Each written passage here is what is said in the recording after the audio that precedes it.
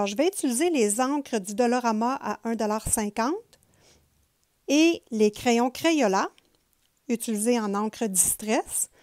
Donc, j'ai mon petit carnet ici pour tester mes couleurs avec mes petits tampons d'encre. Mes petits tampons d'encre. Donc, je débute le coloriage et je vais vous filmer étape par étape. Voici mon avancée avec les crayons Crayola Super Tips, les 2 embouts que j'ai utilisés et les tests que j'ai faits sur mon papier. La première application a été difficile. On voit ici sur le bras, j'ai eu de la difficulté, mais pour le reste, je suis quand même satisfaite. Donc, on poursuit. Donc, voilà, j'ai fait les cheveux. On voit que l'application, c'est pas évident. J'ai utilisé mon encre dorée ici avec un feutre Crayola ici. Et je ne suis pas certaine qu'on voit bien le hors. Je vais bouger le coloriage. Oui, on voit un petit peu le hors, là, mais c'est très discret. Mais jusqu'à date, j'aime bien. On va voir la suite. En ce moment, je ne panique pas encore, bien que ce soit dans mon livre préféré, Jasmine Beckett Griffith. Mais j'ai quelques inquiétudes. Il y a une chose qu'il ne faut pas oublier. L'encre Distress, pour moi, c'est joli quand il y a 3 couleurs qui se mêlent ensemble. Donc là, j'ai commencé ici à mettre les fleurs avec un petit peu moins de rouge pour pouvoir blender 3 couleurs ensemble et les faire différentes. Donc, on ne panique pas encore. Je commence à m'approprier le matériel.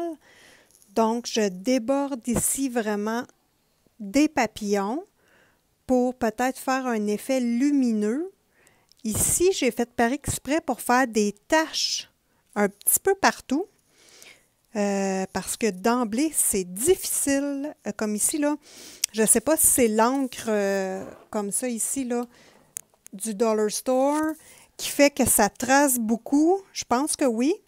Mais c'est ça, j'ai de la difficulté, donc j'ai décidé d'exploiter cette qualité ou défaut de l'encre comme telle. Ou c'est moi qui n'ai pas en forme à soir, aucune idée. Donc, je travaille même dans l'œil, là. Ouh, pas facile. Donc, je vais exploiter ça dans mon coloriage, un petit peu comme mes feutres à alcool. Ça fait des traces, puis moi, je travaille avec, j'aime ça. Donc, on verra bien ce que ça va donner. J'ai fait les ailes. J'ai superposé les 2 couleurs. Donc, maintenant, j'ai le goût de faire le fond dans les couleurs de brun, brun chocolat.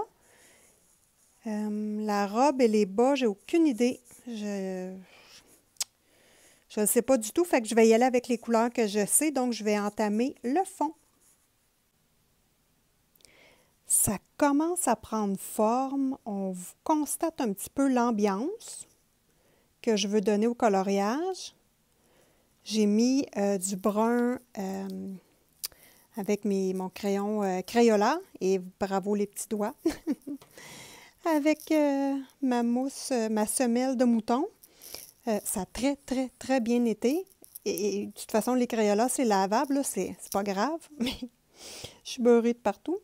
Donc, voilà ce que ça donne pour l'instant. Je ne sais toujours pas pour la robe et les collants. Je suis complètement perdue. Je vais demander votre avis sur Instagram. Donc, je vous envoie ça.